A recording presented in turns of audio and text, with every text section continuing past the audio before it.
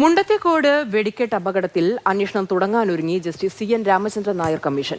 വെടിക്കെട്ട് നിരോധിക്കലല്ല, മറിച്ച് അപകടങ്ങൾ ഒഴിവാക്കി എങ്ങനെ മാറ്റങ്ങൾ വരുത്താം എന്നതിലാകും കമ്മീഷന്റെ ശ്രദ്ധ. അപകടം അശ്രദ്ധയുടെ ഫലമാണെന്ന് ചൂണ്ടിക്കാട്ടിയ ജസ്റ്റിസ് CN രാമചന്ദ്രൻ നായർ വെടിക്കെട്ടിന്റെ പാറ്റേൺ മാറ്റണമെന്ന സുപ്രധാന നിരീക്ഷണവും പങ്കുവച്ചു. തൃശൂർ മുണ്ടത്തിക്കോട്ടെ ആളിപ്പടർന്ന വെടിക്കെട്ട് ശാലയുടെ അവശിഷ്ടങ്ങളിലേക്ക് ജസ്റ്റിസ് CN രാമചന്ദ്രൻ നായർ നാളെ എത്തും. ആശുപത്രിയിൽ പരിക്കേറ്റവരെ കണ്ട ശേഷം അപകടസ്ഥലം സന്ദർശിക്കും. വെറുമൊരു അന്വേഷണ റിപ്പോർട്ടിലുപരി കേരളത്തിന്റെ വെടിക്കെട്ട് സംസ്കാരത്തിൽ കാതലായ മാറ്റം വേണമെന്ന വ്യക്തമായ സൂചനയോടെയാണ് കമ്മീഷന്റെ തുടക്കം.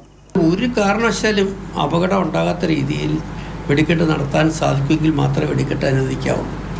അപകടരഹിതമായിട്ട് വെടിക്കെട്ട് നടത്താമെന്നുള്ളതിന് നമുക്ക് തെളിവുണ്ട്.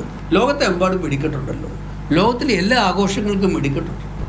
പക്ഷേ അത് പല രീതിയിലാണ് നടത്തുന്നത്. തൃശ്ശൂർ വെടിക്കെട്ട് നടത്തിയ പാലക്കാട്ട് കേൾക്കണം വെടിവെച്ച, അതാണ് അവർ വേണ്ടത്.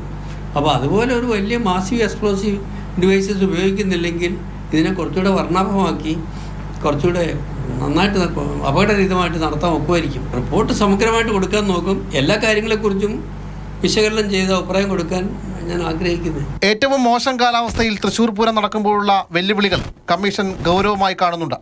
6 മാസത്തിനുള്ളിൽ ശാസ്ത്രീയവും പ്രായോഗികവുമായ നിർദ്ദേശങ്ങളോടെ റിപ്പോർട്ട് സമർപ്പിക്കാനാണ് ലക്ഷ്യം.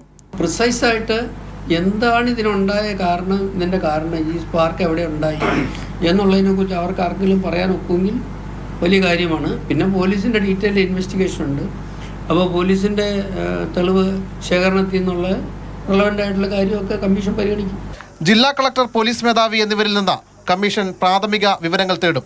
ടേംസ് ഓഫ് റെഫറൻസ് കൂടി വ്യക്തമാകുന്നതോടെ അന്വേഷണത്തിന്റെ കൃത്യമായ ദിശ നിശ്ചയിക്കപ്പെടും.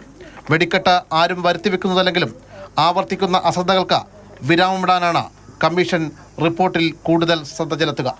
വെടിക്കെട്ട് നിരോധിക്കലല്ല, സുരക്ഷിതമാക്കുകയാണ് ലക്ഷ്യം.